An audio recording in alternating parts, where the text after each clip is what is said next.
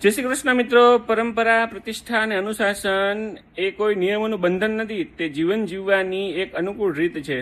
જ્યારે પણ આપણા સ્નેહીઓ વિદેશથી પાછા ફરે છે ત્યારે તેઓ ઘણીવાર ત્યાંની અદ્ભુત સ્વચ્છતા અને લોકોની શિસ્તતા પર ખૂબ વખાણ કરતા હોય છે. તેઓ ખુશીથી જણાવે છે કે ત્યાં રસ્તા પર ક્યાંય કચરો જોવા નથી મળતો અને દરેક નાગરિક સ્વચ્છતાનું નિયમોનું દિલથી પાલન કરે છે. આ વાત ખરેખર આપણા સૌ માટે પ્રેરણાદાયક છે. વિદેશની આ વ્યવસ્થા એ સ્વચ્છતાના ઉદાહરણો પરથી આપણે એ શીખવાની જરૂર છે કે જો માણસ ધારે તો પોતાના દેશને કેટલો સુંદર બનાવી શકે.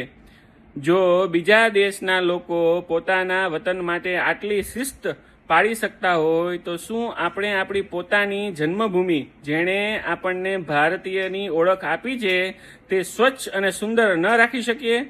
આપણી જન્મભૂમિ એ માત્ર નકશા પરનો કોઈ વિસ્તાર નથી, પણ આપણું પોતાનું આંગણું છે. આપણી મા સમાન છે.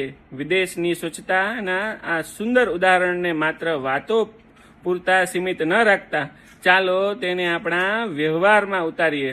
દંડના ડરથી નહીં, પણ આપણી માતૃભૂમિની પ્રત્યેના અનહદ આદર અને પ્રેમથી. આપણે એ જ સ્વચ્છતા અને શિસ્ત આપણા દેશમાં પણ પાળવાની જરૂર છે.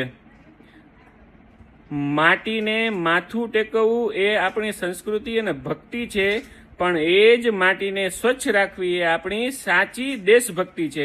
જય હિન્દ, જય ભારત.